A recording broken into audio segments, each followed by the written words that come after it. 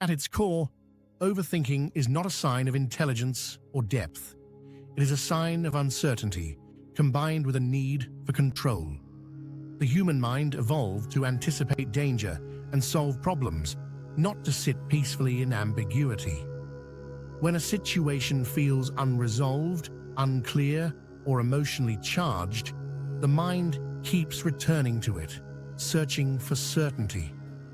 But some questions do not have immediate answers, and when the mind refuses to accept that, it becomes trapped in its own effort.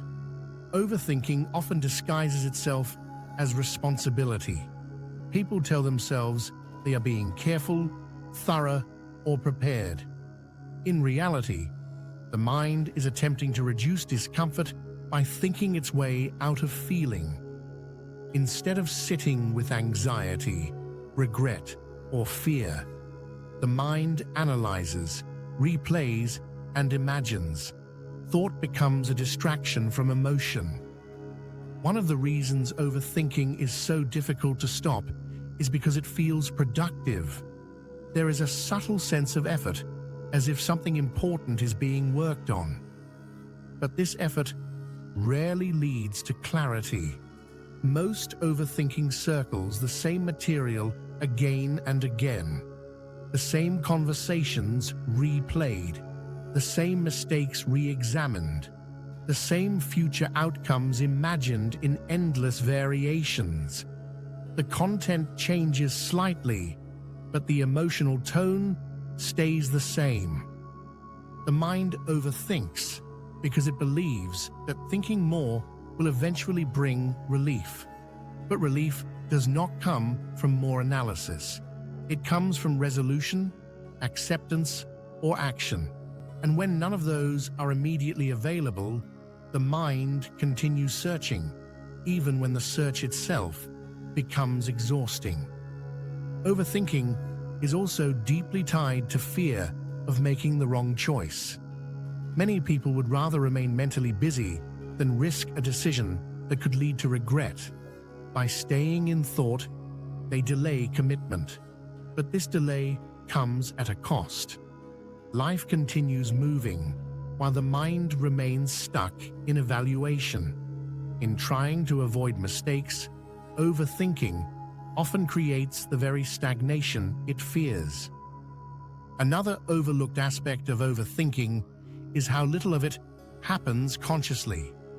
Thoughts arise automatically, triggered by memories, sensations, or external cues.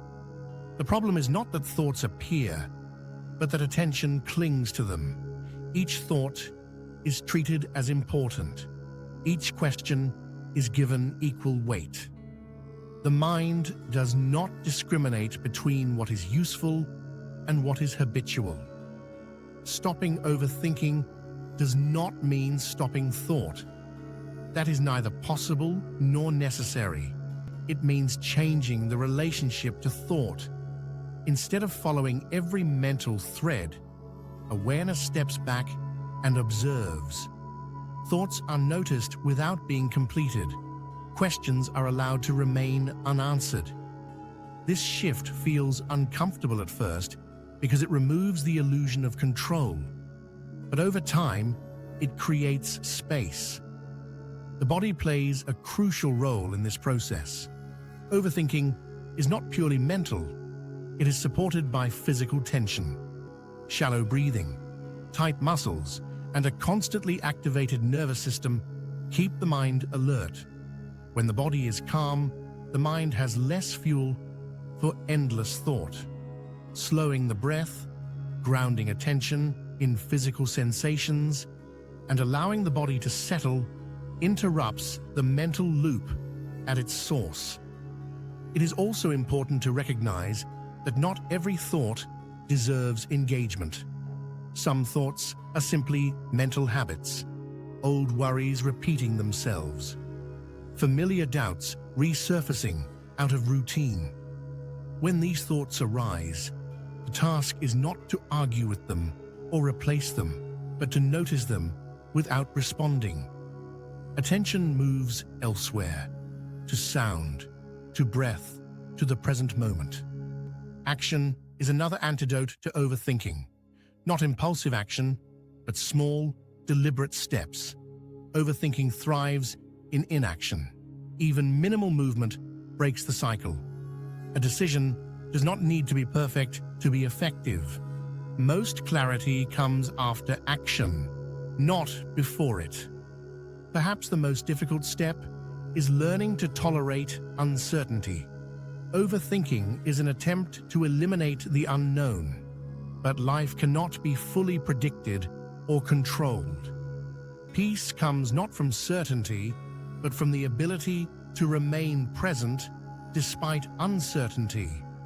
When the mind learns that it can survive without having every answer, the need to overthink weakens. Overthinking is not a personal failure. It is a coping strategy that has simply outlived its usefulness. It once served a purpose, perhaps protecting against risk or helping navigate difficult situations. But what once helped can later hinder. And the shift begins with awareness.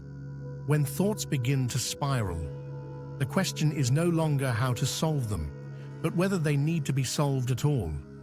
In that moment, attention can soften, the mind can rest, and in the quiet that follows, clarity often emerges on its own. Not because it was forced, but because the noise finally subsided